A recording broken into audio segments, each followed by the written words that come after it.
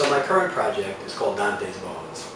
And as the title suggests, it's a graveyard history or skeletal history of Dante Alighieri. And he was the medieval poet from Florence who wrote the Divine Comedy. And the Divine Comedy recounts the imaginative journey of Dante through the three realms of the afterlife: hell, inferno, purgatory, and paradise.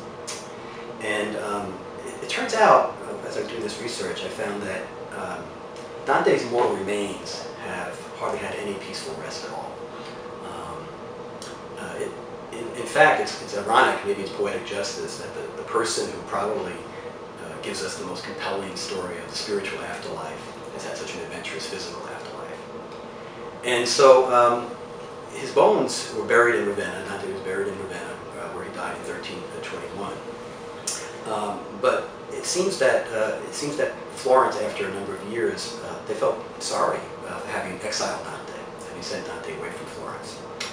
And so they made repeated attempts to repatriate or to get Dante's bones back from Ravenna. But Ravenna just kept on refusing. They just refused to give up their possession of Dante's bones because he had gone there in the last years of his life. And so after a while, it seemed like there was no way that Florence would get Dante's bones back. But then in the early 1500s, a strange thing happened. Ravenna came under the control of the papacy. And the Pope at that time was actually a Florentine. He was a member of the powerful Medici family. And so the Florentines were able to go to Ravenna, and they thought they would be able to get Dante's bones to take by force what the diplomatic negotiations had failed to achieve. But when they opened the tomb, they found it was empty.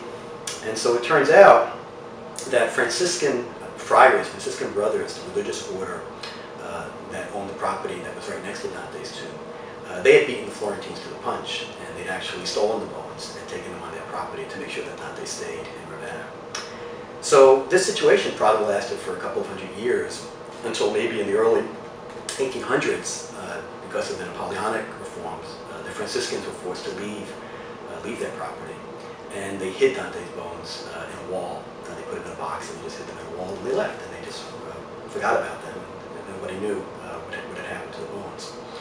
Then it seemed it was almost a miracle, but in 1865, while Ravenna and the rest of Italy was preparing to celebrate Dante's 600th birthday, a worker just accidentally removed the bricks as he was doing his work, renovating the area, and the bones just fell out, tumbled down onto the ground, and there they were. The box was labeled with Dante's bones. And so Dante's bones were back in the tomb in 1865. And in a way, this sounds a little bit, a little bit maybe like a Dan Brown novel. And in fact, he's coming out with a new book. Dan Brown wrote the Da Vinci Code. He has a new book that comes out in May. It's actually called Inferno. It's based on Dante. And I mean, my research hasn't yet turned up any vicious murders or apocalyptic battles between good and evil, typical of a Dan Brown novel. But I have found evidence of the grave robbing and of secrets and ruthless political rivalries, and maybe even a possible conspiracy.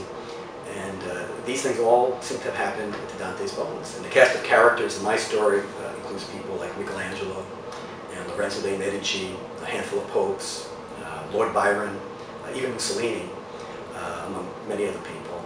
And the strangest thing, maybe the best thing about this story is it's actually true. So I basically tell the story about how Dante's bones were found, and it turns out that they were dug up again in the early 1900s and examined. And all of these things happened as Dante sort of grew in popularity from a regional figure, eventually to a man who was known as the father and prophet of all of Italy. And then finally today, I think we could say with a lot of confidence that he's become kind of a global icon. And so today, Dante's kind of a star, and we have writers and artists and directors who use him in their works, not to mention cartoonists, video game companies, they all feature Dante.